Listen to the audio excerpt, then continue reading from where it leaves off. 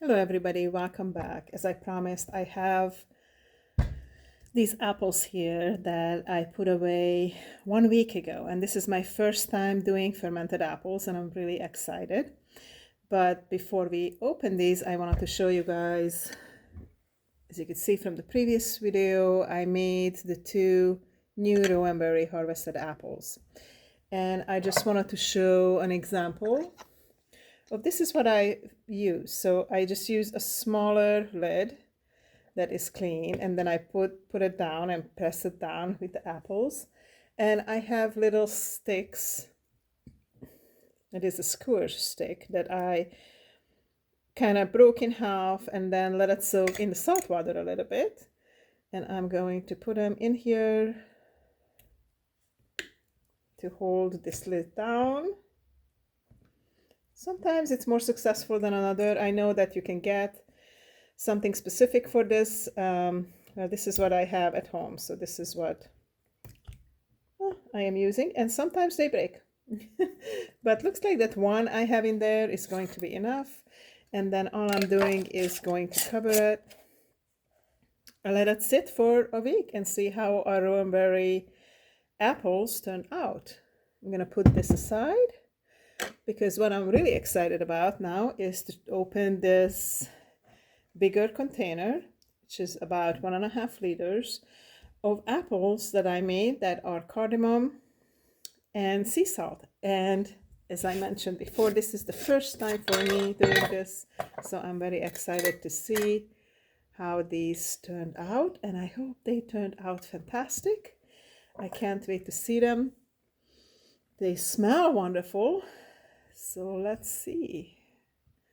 I never had these fermented apples before. Wow. They are salty.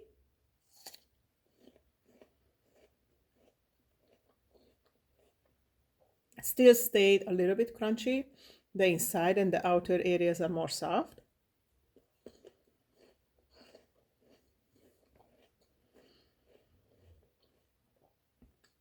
And I like them. I don't really taste the cardamom in it much that I put in there, so I think in the future I have to put more cardamom to have the flavor, or it could be that it just need to sit longer. At this point, I can leave this to ferment for more, but because I have many multiple jars that I'm also fermenting, I think I'm going to put this one in the fridge and just use it with any kind of food that I have a few pieces of that. I do like the flavor of this fermented apple. It is very unique and different, and it's just have that little bit of tanginess of the salt, but not too much that it's overwhelming. The flavor of the fermentation and the apple also comes through. So I think I had like 4 or 5 pods of cardamom that I took out the seeds and crushed and put in here. And maybe next time I would double that dose just to make sure that the cardamom infusion goes through.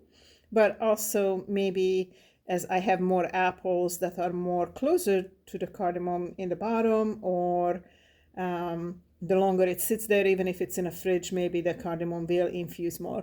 We'll see, and I will keep you guys appraised to that experiment.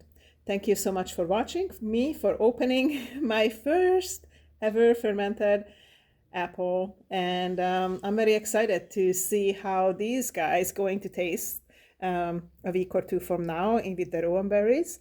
And I also have a few more apples, one of them that is just cinnamon, and I did one with cloves, and just to see how the different type of apples taste and which ones I like the best. I also have a few batches and a big batch of 7.5 liter of cabbage that is currently fermenting, that I'm going to let ferment a little bit longer and probably start to open the first bottle within this next week. And my idea is to always have from now on something going that is fermenting.